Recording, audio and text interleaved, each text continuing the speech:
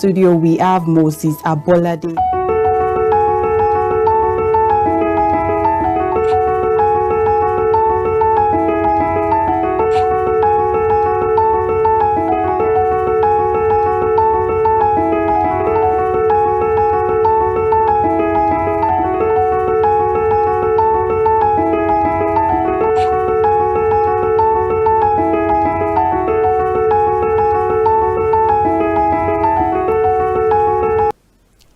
Good afternoon and welcome to another amazing episode of Peace Zone with Peace Ambassadors on your favorite channel, KAFTAN TV Abuja.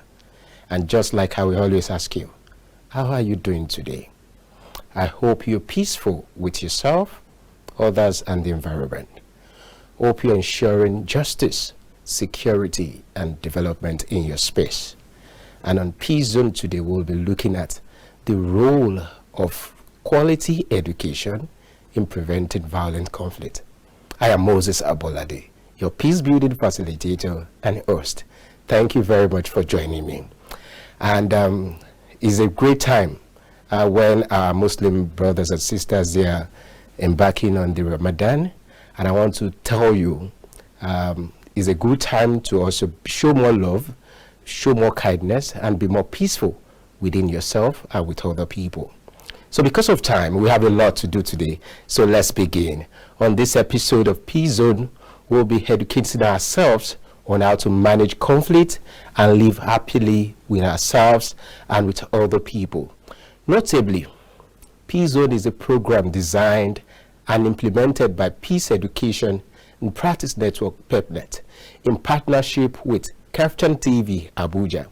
This show is an interactive one which gives you the opportunity to call in and share your views on the topic of discussion.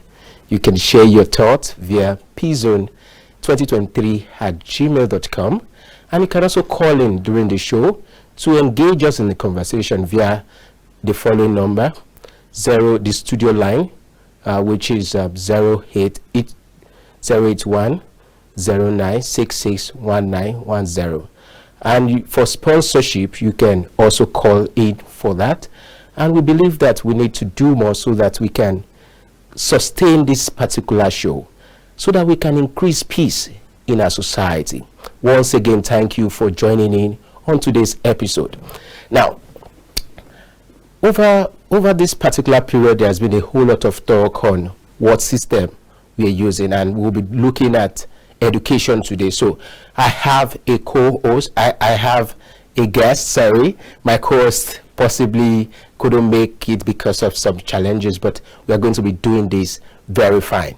And I have on standby our guest from the United States, the person of Lillie, an educational consultant and writer from Arizona, USA.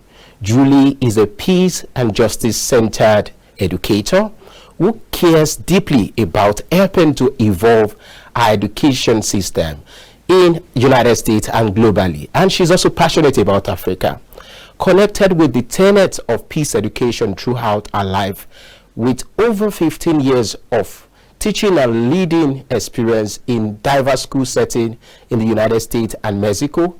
Julie now serves as a writer, learning designer, and storyteller who we've a whole lot to create stories to help communities, young persons in different capacity. She is the co-founder of PeacePad, of the PeacePad, and the Peace Ambassador with World Citizens Peace. She's also a Peace Ambassador with World Citizens Peace. She's dedicated to co-creating brief spaces that are grounded in culturally relevant pedagogy and trauma-sensitive practices. I want to say you're welcome, Julie. Good to see you, Julie. Great. Thank you so much for having me join. Yeah, good to have you here. Sorry, Monsieur couldn't join us early. Possibly we hope that she can join in hopefully before we finish the discussion. She sends our regards. Now, generally, let's go into it. Julie, how are you doing? Let me start by asking. I know it's very early over there. How are you doing? I am just so happy to be a part of this conversation and grateful to you for hosting me. So I'm looking forward to this conversation. Thank you very much. You're welcome. So let's get at it because of time. Generally, education is known as the process of receiving or giving systematic instructions, training, or a coordinated form of learning. Education is further seen as the purposeful activity directed at achieving certain aims, such as transmitting knowledge or fostering skills and character trait. So if I may ask Julie, what makes education qualitative or quality in itself? One of the main factors for quality education comes down to human rights. And in the 1989 Convention of the Rights of the Child declared education is a right, and the United Nations continues to promote that we ensure a inclusive education that is for everyone. And so starting right there with just having access and having inclusivity of different languages, locations, not preventing anyone, example of female, from attending schools.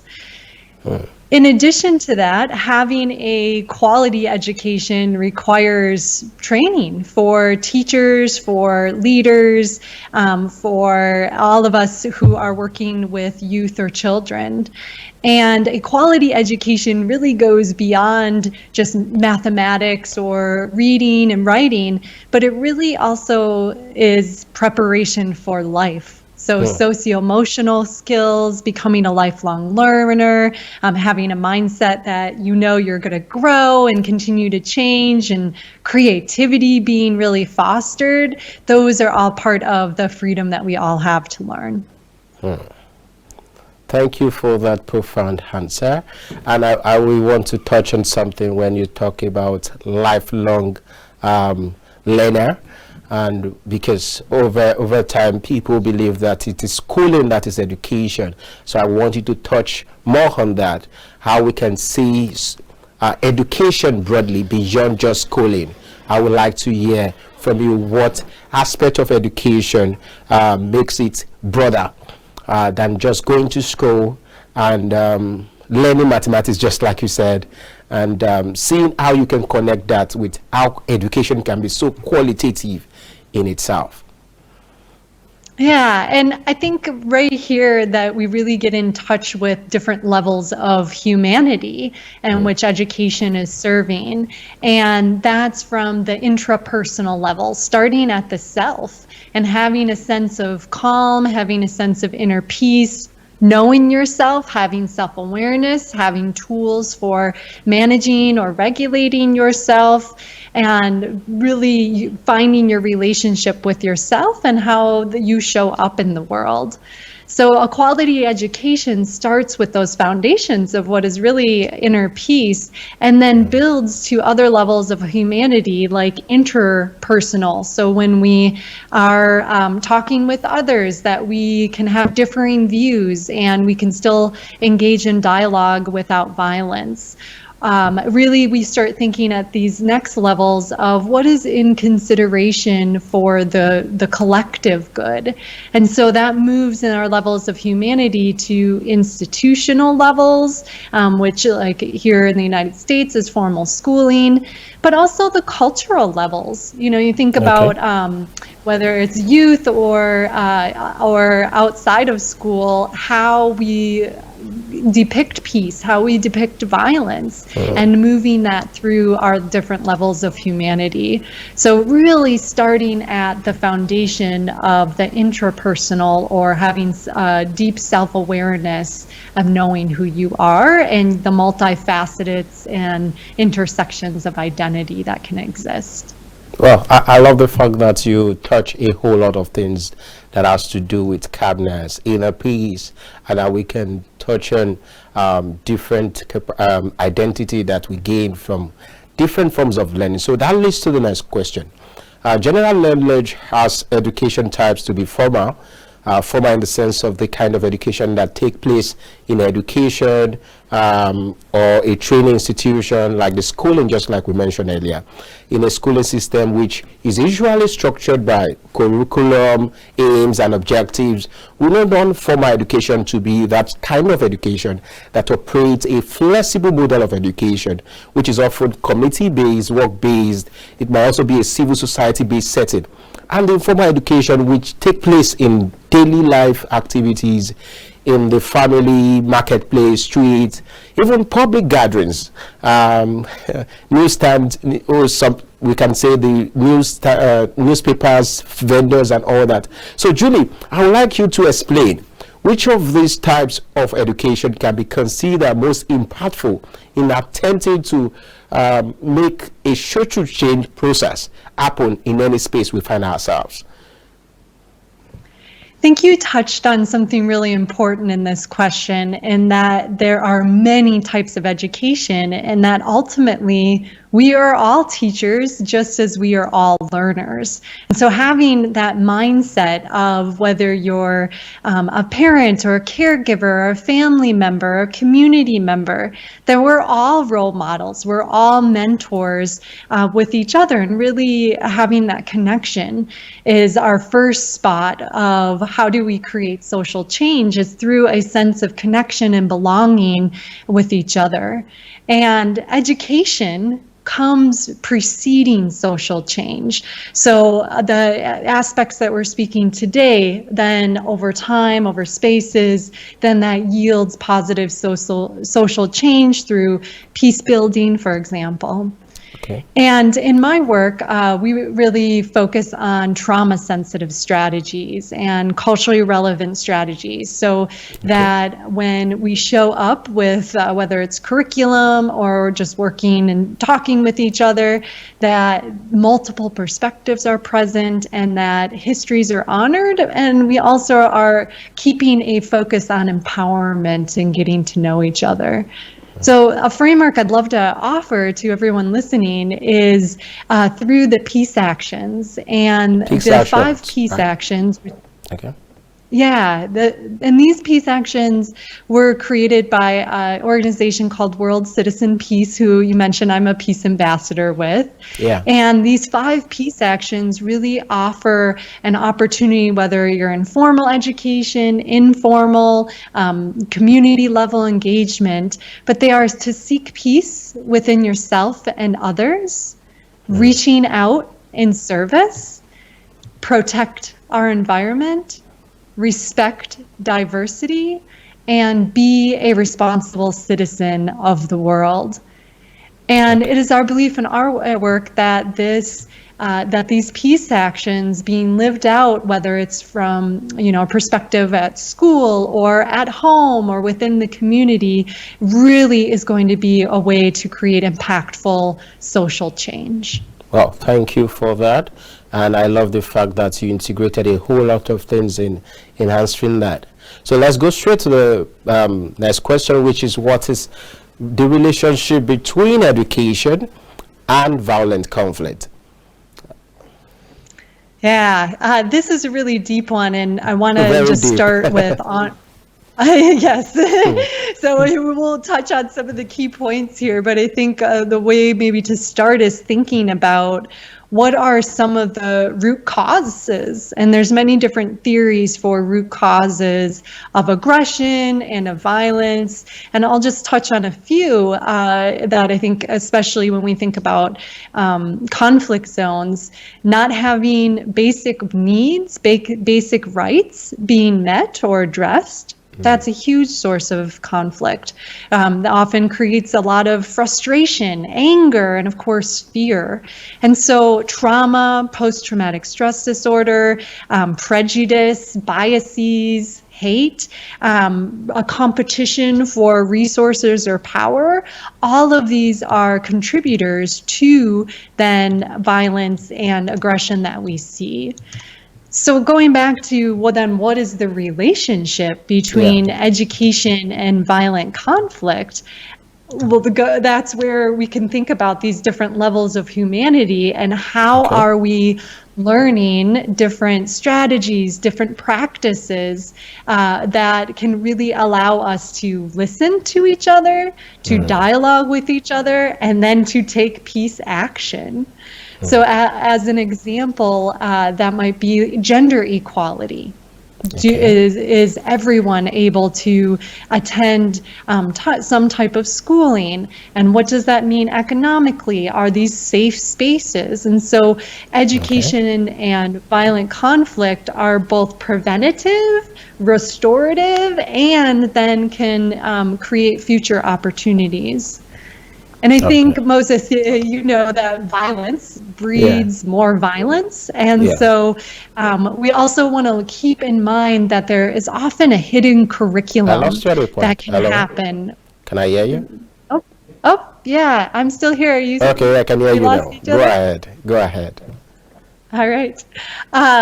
I was mentioning that there is often a hidden curriculum that we need to be aware of as educators and community members, and that is reinforcing stereotypes and biases or having voices or presence of certain groups of people and their perspectives missing.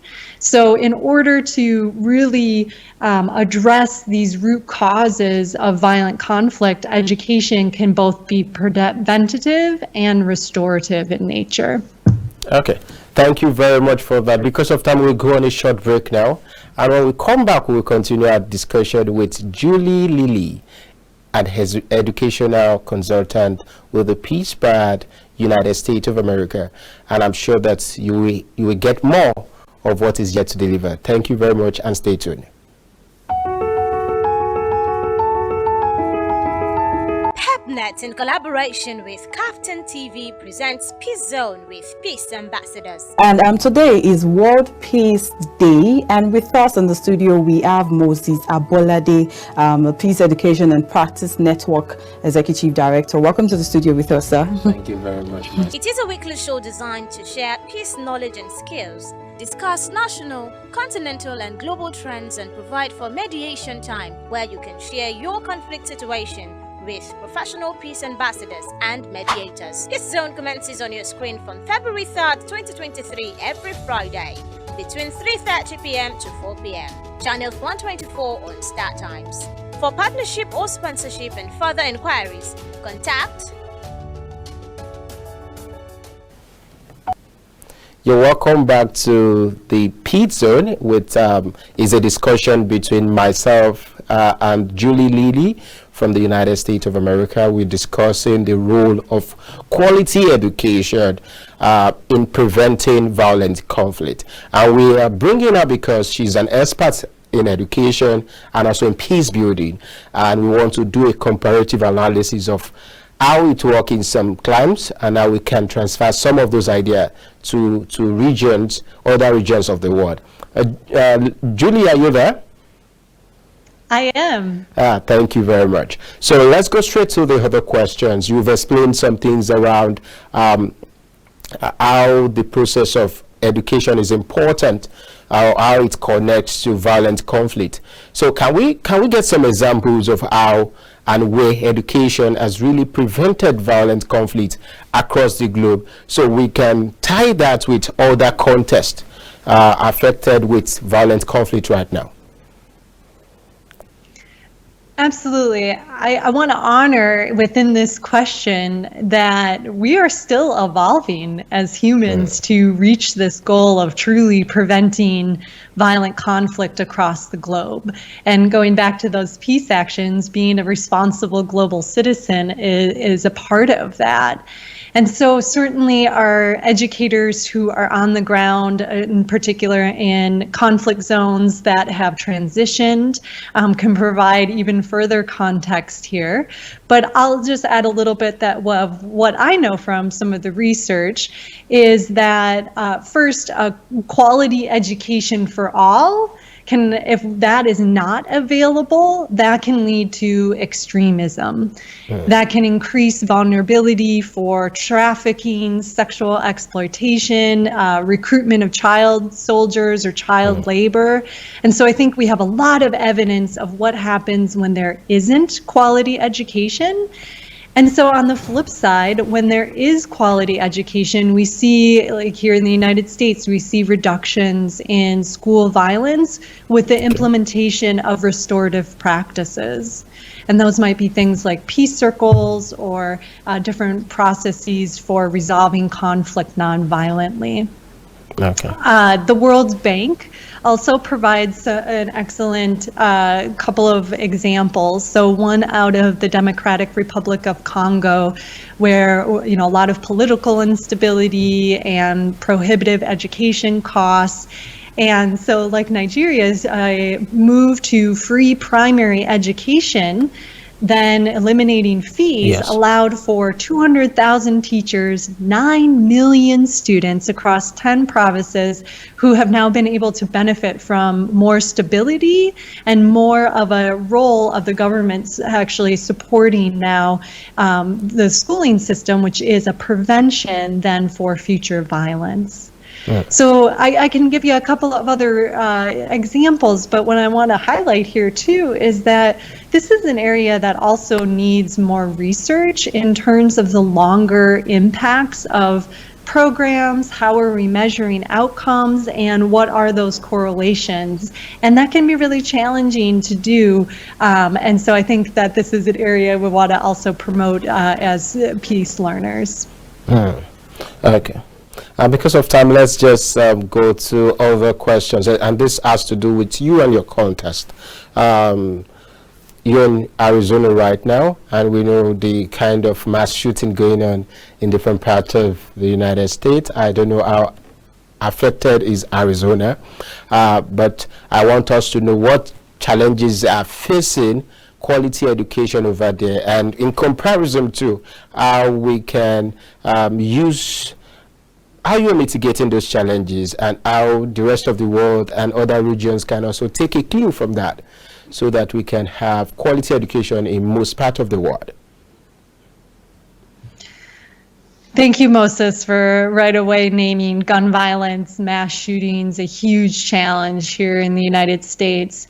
And connected to that in many ways are a lot of attacks on our freedom to learn. And we see this across many regions in the world where there are attempts to limit or censor or ban books, curriculum.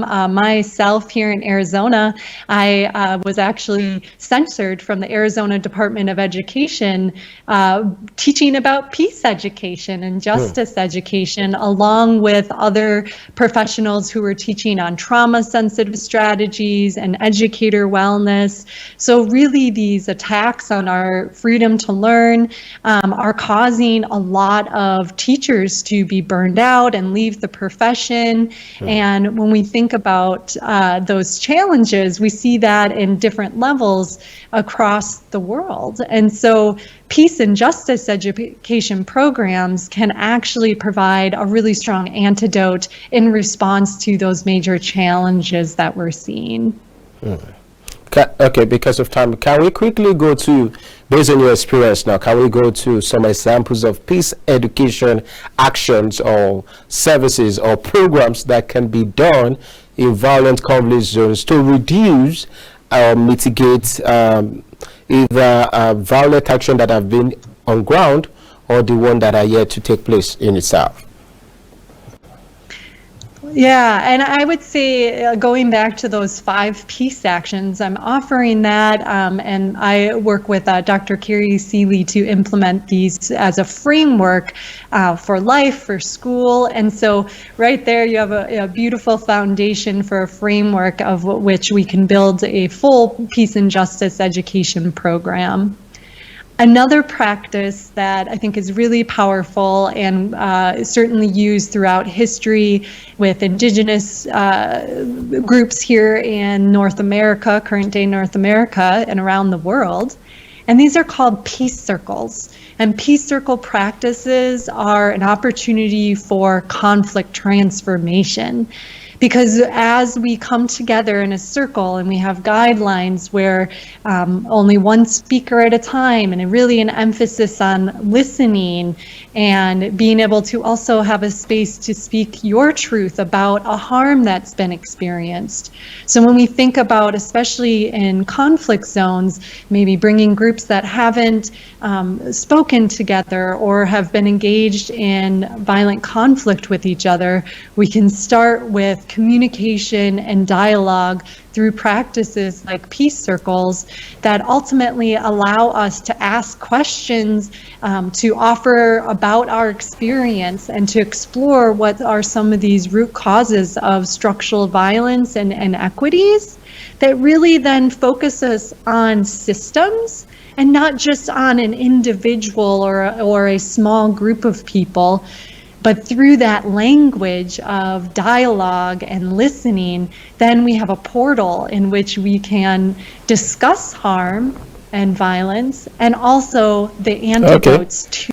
Yeah, so let's just round up. I would like you to give your last parting shot on what you can advise Nigerians or people globally or in Africa or globally generally on how to behave peacefully, on how we can strengthen our educational system, just like in one sentence or two.